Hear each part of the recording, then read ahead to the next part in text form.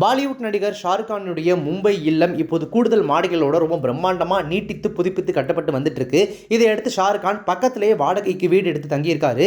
இதே போன்று நடிகர் ஆமீர் கானும் மும்பை பாந்த்ரா பகுதியில் தான் வசிச்சுட்டு வந்துட்டு இருக்காரு. அவருமே தன்னுடைய வீடு ரொம்ப பழசாயிடுச்சு அப்படின்றனால அந்த கட்டடத்தை கம்ப்ளீட்டா இடிக்கிறதுக்கு ஸ்டார்ட் பண்ணியிருக்காரு. விர்கோ ஹவுசிங் சொசைட்டி அப்படின்ற சொல்லப்படக்கூடிய அந்த கட்டடத்தில் ஆமீர் கானுடைய குடும்பத்திற்கு 12 வீடுகள் இருக்கு. இந்த கட்டடத்தில் ஆமீர் கானுடைய ஒட்டுமொத்த குடும்பமும் வசிச்சுட்டு இருந்தாங்க. இந்த கட்டடத்தை இடிச்சிட்டு புதிய அடுக்குமாடி கட்டடம் கட்டப்பட இருக்கு. இதுல கடற்கரையை நோக்கி அடுக்குமாடி சொகுசு வீடுகள் கட்டப்பட இருக்கு. இதுல ஒரு சதுரடி 1,00,000 இருக்கும் அப்படின்னு எதிர்பார்க்கப்படுது. அதாவது ஒரு வீடு மட்டுமே ரூபாய் 100 கோடி வரைக்கும் இந்த கட்டடத்தில் விற்பனை ஆகலாம் அப்படின்னு எதிர்பார்க்கப்படுது. இதற்காக தனியார் பில்டர் ஒருத்தர் கூட ஹவுசிங் சொசைட்டி நிர்வாகிகள் ஒப்பந்தம் செஞ்சுட்டு இருக்காங்க. இதையடுத்து விர்கோ கட்டடம் விரைவில் இடிக்கப்பட இருக்கு. எனவே ஆமீர் கான் தற்காலிகமாக புதிய ஆடம்பர சொகுசு அடுக்குமாடி கட்டடத்தில் வீடு வாடகைக்கு எடுத்திருக்காரு. வில்னோமோ அப்படின்ற அந்த கட்டடத்தில் 4 வீடுகளை ஆமீர் கான் வாடகைக்கு எடுத்திருக்காராமா. அதாவது 2030ஆம் ஆண்டு மே மாதம் வரைக்கும் அந்த வீட்டை குத்தகைக்கு எடுத்திருக்காரு. லீஸ்க் அப்படின்னு சொல்லுவாங்க இல்லையா. 4 வீட்டிற்கும் சேர்த்து ரூபாய் 1.46 கோடி ரூபாய் அவர் டெபாசிட்டாக கொடுத்திருக்காரு. புதிய வீடுகளுக்கான வாடகை ஒப்பந்தம் கடந்த மே மாசத்துல இருந்தே தொடங்குது. 4 வீடுகளுக்கும் சேர்த்து மாதம் ரூபாய் 24.5 லட்சம் வாடகை அவர் செலுத்துறாரு.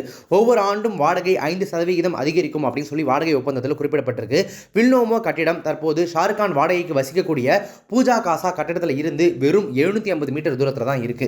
எஸ், 2 பேருமே கிட்டத்தட்ட பக்கத்தில் தான் இருக்காங்க. பாந்த்ரா மேற்கு பகுதி பாலிவுட் பிரபலங்களுடைய மையமாக விளங்கிட்டு இருக்கு.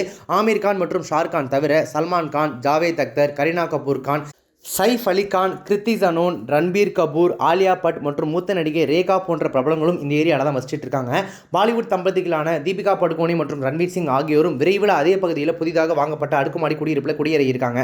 பாந்த்ரா மேற்கு பகுதி கடற்கரையொட்டி இருக்கு.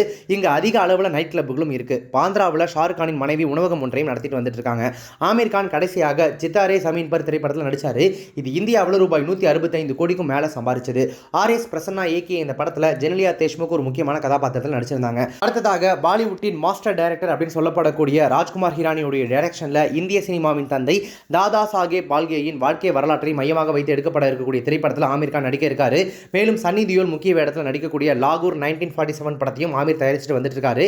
இது இல்லாம நம்ம லோகேஷ் கனராஜ் டைரக்ஷன்ல ஆமீர் கான் கூடிய சீக்கிரமாகவே ஒரு சூப்பர் ஹீரோ திரைப்படத்தில் நடிக்க இருக்காரு. இந்த நிலையில தான் தன்னுடைய பழைய வீட்டு அந்த கட்டிடத்தை இடிச்சிட்டு புதுப்பிக்கக்கூடிய வேலையில அவர் இறங்கியிருக்காரு. இதற்காக டெம்பரரியா அவருடைய குடும்பத்திற்காக அவர் பிடிச்சிருக்கிற அந்த வீட்டோட வாடகை மாசத்துக்கு 24 லட்சத்துக்கும் மேலையா, மொத்தமா கோடிக்கணக்கில் வருதா அப்படின்னு சொல்லி அந்த தகவல் கேட்கிறவங்கள வாய்ப்பிழக்க வைக்கிற அளவுக்கு ரொம்ப பெரிய விஷயமா இருக்கு.